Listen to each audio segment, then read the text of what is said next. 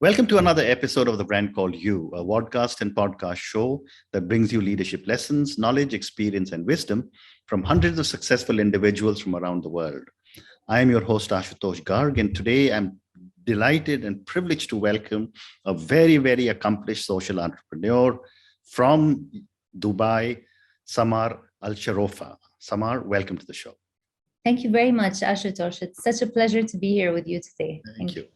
Samar is the founder CEO of an incredible platform titled She is Arab, which is a platform to increase women's participation in the workforce in the Arab world. She's been recognized as one of the 50 global leaders driving social impact, and she's earlier worked with the World Bank and the European Commission. So Samar, today we're going to speak about She is Arab. Before I ask you about the venture, first tell me, what was your motivation to give up your high-profile jobs with the World Bank and the European Commission and start a social enterprise?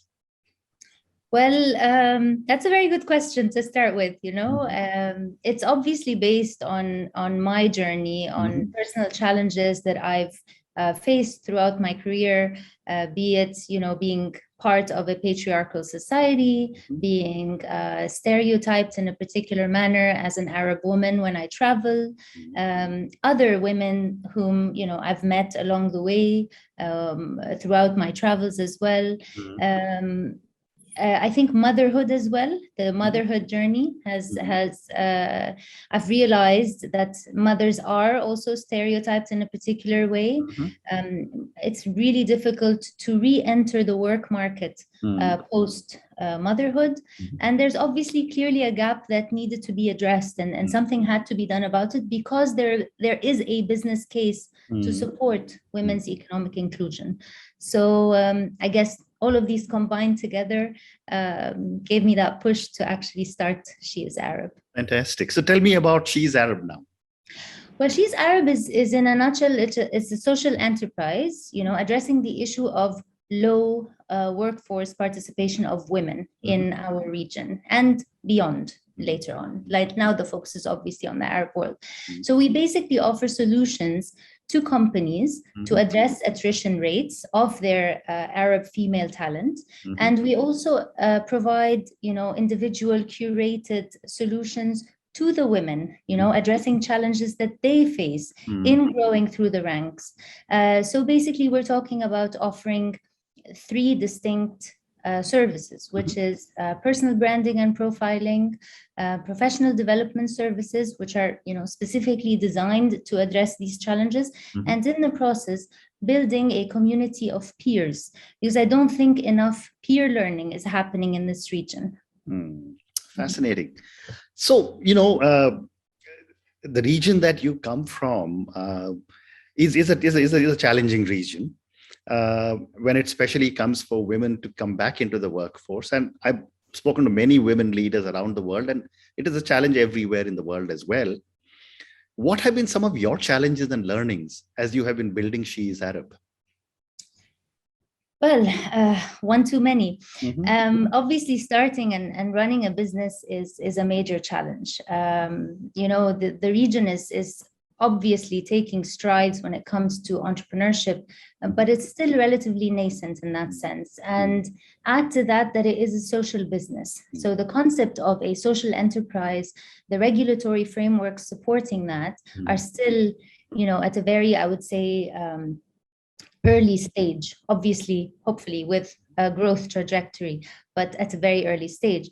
There's also a lack of awareness and understanding of the importance of the issue at hand, the issue that we as She is Arab are addressing.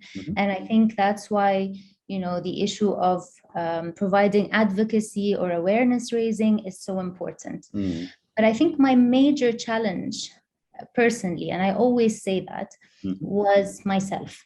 I was my biggest challenge.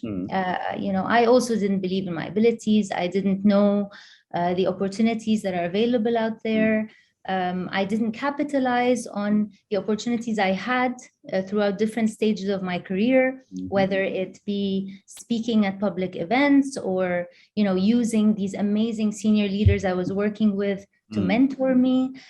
So I think a number of things. And add to that, obviously, what I mentioned earlier about growing up in a patriarchal culture, this obviously is a major issue as well.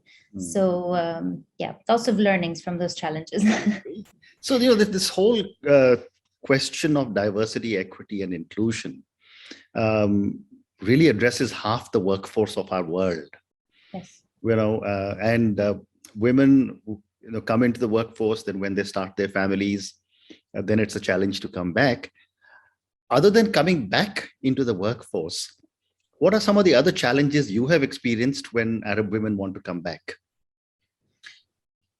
Look, Ashutosh, I really feel that, from all of my conversations with women honestly from all over the world, I've reached out to many women, and many women have reached out to me. So I've learned so much about the challenges women face in general everywhere, be it in the region or elsewhere. And I think they can be summed up into three main types of challenges. The first one I would say is the systemic or regulatory challenges, if you will. So whatever policies are around you, laws, perceptions, etc., the society you're living in. There are organizational challenges. So it depends on, the culture of the organization you work for, how much they're aware of diversity and inclusion, how much you are supported to grow, on the job, etc. And last but not least is personal challenges, self-imposed challenges. And this is where I feel that Arab women perhaps struggle a little bit more than a lot of women globally. And it's due to the cultural implications, the customs, the norms, the traditions. And I think this is where we come in as She is Arab with a slight differentiator, localizing the approach, understanding the challenges, and accordingly providing services to address that. Very interesting. You just mentioned localizing, because I was going to ask you a question that for most of the world, they just assume the entire Middle East is one market, if I can use the term. But I know, having traveled to so many countries, that each country has got a very different culture. 100%. Yes. So how do you handle different cultures in different countries when it comes to women coming back into the workforce? Well, as I said, because it's localized and curated, we always have this conversation, whether with the corporates or with the women. So to understand these individual challenges, as you rightly said, a lot of the countries here, some are, tribal but progressive, some are tribal but still hanging on to a lot of the old traditions and customs and so on. Some are more perhaps westernized, highly influenced by previous colonization eras, etc. So some are well-traveled and exposed, etc. So you really need to understand the individual that you're dealing with. You need to speak to the women themselves and understand where they're struggling. I've been approached by senior level professionals, and this is by the way, my focus, mid to senior level professionals, because this is where the biggest leaking pipeline is in our region. Correct.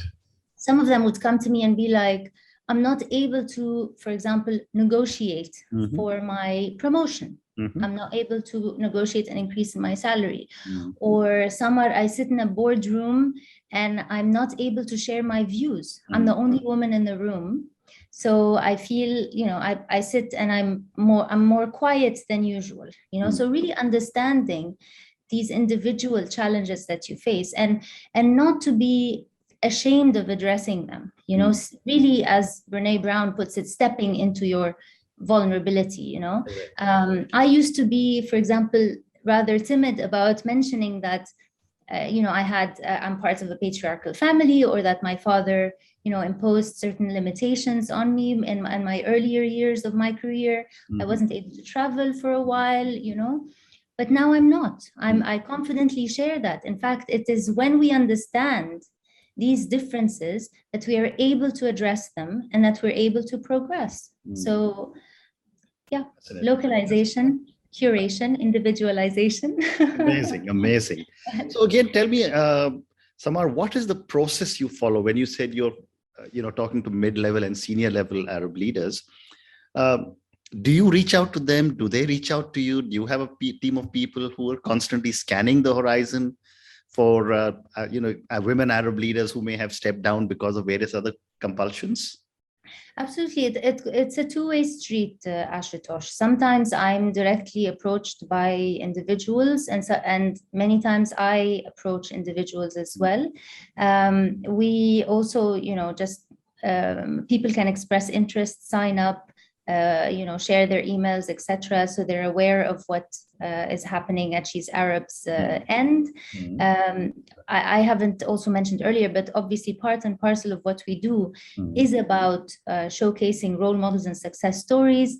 And so a lot of women also reach out for that purpose of like, please can you share my story kind of thing. And I take so much pride in doing that, because we're giving these women an opportunity for some light to be shed on their achievements and accomplishments, for their names to be known across the region. And many of them, surprisingly, also reach out to us from outside of the region, which is very nice. So we also are getting connected to Arab women who are living whether in the US or Australia or Europe or elsewhere. And this is why this is the beauty of it. And this is why I keep using the word community, because it's really building this peer community, community of peers from all over the world, sector agnostic, working across different sectors. And I've been very privileged, to meet some of them. I feel so grateful that I'm in this position, that I'm meeting these women, that I'm able to present these role models, because I really believe in its importance, be it for my boys. I'm a mother of boys. I'd like them to know that there are some amazing women out there, and also for the younger generation of women, Fascinating. So, it's very interesting. You just mentioned you're a mother of boys. My mother was a mother of 3 boys, and my wife is a mother of 2 boys. And I've often asked both my mother's no more, my wife, what is the role women have to play, as mothers have to play, to empower their daughters? And I don't have first-hand experience because my mother and my wife, only boys, but I'd love to get your perspective. Well, to be very honest, I don't think it's solely the mother's responsibility. I really believe it's a role of society. I believe it's also a role of the father. It's the entire community. It's not just mothers. Yes, mothers do obviously play an integral role or a primary role in the household. I do take it very seriously that it's my responsibility to expose them to role models, to accomplished women, etc. And why that is actually because of a real incident that happens. And I am like your mom. I'm a mother of 3 boys. I was taking my youngest to a doctor, and his pediatrician is actually a male doctor, but that day he wasn't available. So I took him to a female doctor, and then he was 5.5, literally. On the way out, he looked at me and said, Mama, now that we've seen this doctor, can we please go to the real doctor? Okay. And the real doctor in his mind was the male doctor. So for my own son, this was eye-opening. It's such a trivial incident, but it was so eye-opening that it really matters. So I must say his pediatrician is a female now. Okay, so that's one change. I also believe that we need to provide more, literature. We need to be seeing more women on TV. We need to be, women need to be quoted more often in the media than not. And that's why what we're doing is so important, because it is only when you see more women in leadership positions, when they're able to grow up through the ranks, when they're economically empowered, that you will see inevitably more of them on TV, in print media, on boards. We have super low levels of board representation in the region, 2.8% or something. We have a long way to go in that sense. And with our severely low workforce participation rates for women as well, which is, we're actually the lowest region in the world at almost 20%. I think we have a long way to go, and everybody has a role to play. So not mothers alone. No, you're absolutely right. Because I was going to, give you a follow-up comment on that. That in India we've always believed, or not always, but for some many years we've believed that don't keep on trying to restrain your daughter. Yes. Train your son to think differently. And I think what you have answered is exactly the same thing, that educate, train your son to look at women differently, rather than constantly telling women, you have to make the adjustment. Exactly. But my question to you now is that, based on all your experience, what causes these imbalances? Is it culture? Is it society? Is it elders? What is it that can or needs to be changed? I think this is a very big and general question, because there are many, obviously, forms of inequality in this world. If we look at, there's racial discrimination, there's poverty, there's access to education, there's the gender pay gap, there's lack of data, there's a lack of gender disaggregated data in particular. So, I mean, that's a whole, inequality in general is a whole other topic that can take a whole day to discuss. So I cannot claim it's my area of expertise, but what I'm focused on in particular is obviously the gender inequality part of it. And I chose consciously to focus on the women themselves and the challenges that they face. So with, obviously, the aim of having them become economically included in societies. Fantastic. So one more question for She's Arab, and then I have a few personal questions for you. Sure. The younger generation, the millennials, the Gen Zs, are changing the world. And I'm assuming they're changing in the Arab world as well. I'd love to get your perspective on how are the younger generation of women leaders changing the way they work and the way they view diversity and coming back into the workforce. I think that's a very important aspect to focus on, because I really believe that they will change the world as we see it right now. This younger generation is more vocal. They care about the future. They care about the future of the planet a lot more. They're a lot more aware. They're in fact lucky as well, in a way, to be aware and exposed to a lot of information that we were not privy to when we were growing up. I'm mentoring a student at a university in the UAE right now, and she just amazes me. She knows the principles of mentorship. She already knows everything about time management. She understands climate change really well. She's very passionate about the environment, and she specifically is passionate about how climate change affects, or the majority of the people affected by climate change are in fact women. It's 80%, which is insane.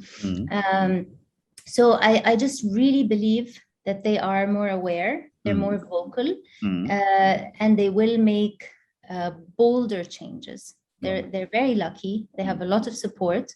Yes, we are in a region that has huge numbers of youth and very high numbers of youth unemployment, unfortunately. But it's a promising future ahead. And I mean, I'm an optimist. I always like to think positively. Very well. Hopefully, yes. Very, very well said. So I've got time for a few questions, and my viewers and listeners love to get to know my guest a little more.